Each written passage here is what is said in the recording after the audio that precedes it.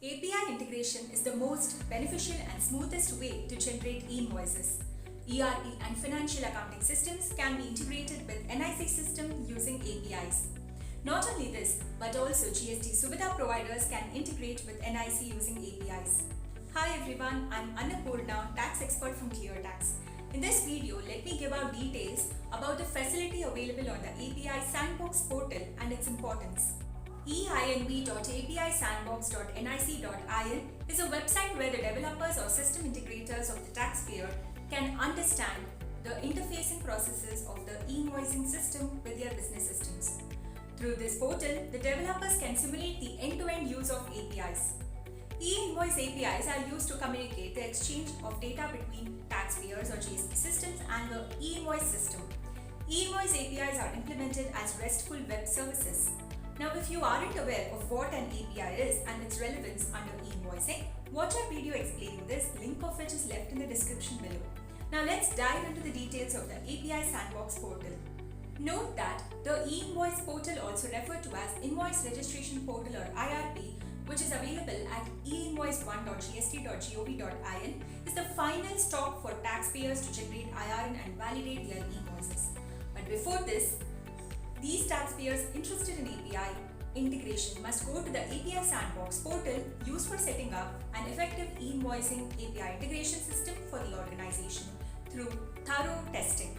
So in order to begin generating e-invoices on actual production environment of e-invoice portal, user must obtain a summary test report of successful tests carried out on Sandbox, also provided with contact details of project manager and technical support.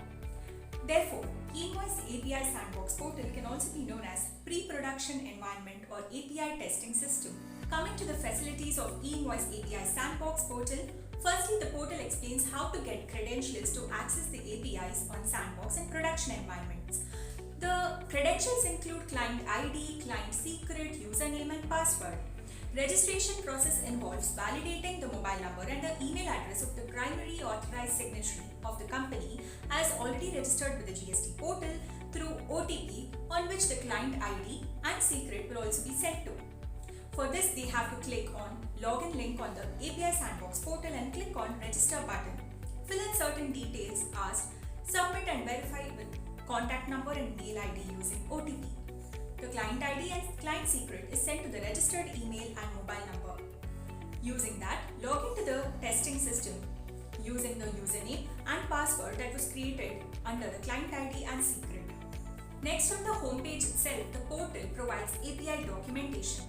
That is, all information required by application developers related to integrating their systems with the e-invoicing system through APIs.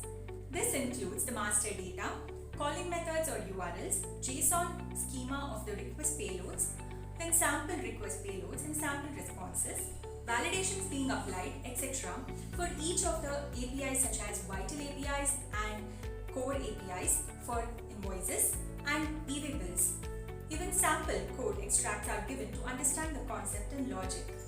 Lastly, the portal also allows taxpayers or developers to understand and test the API methods through this portal.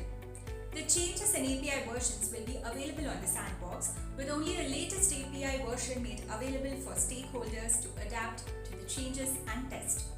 The facilities that are available after login to the e-invoice API Sandbox system on the left-hand side are Add Test GSTIN to allow other GSTINs to access the testing facility, Get Token to understand steps involved in calling API authentication and checking validity of client ID and secret. Using next two facilities, users can know how the APIs using the HTTP, GET and POST methods work and can access test reports under reports. On the right-hand side, there are options such as Get Public Key needed for encrypting. Endpoints for published APIs are available at API endpoints. Sample payloads are available thereafter. One can use the encrypt decrypt option to know how the output looks like. Next, one can use validate JSON to check if the JSON from end user application is matching the invoice format or schema notified by government. Signed response decrypt option helps users to validate the signed QR code or invoice whether or not it's authentic. And lastly, change password option. The users can understand how the request payloads can be generated, how the encryption and decryption of requests and responses work.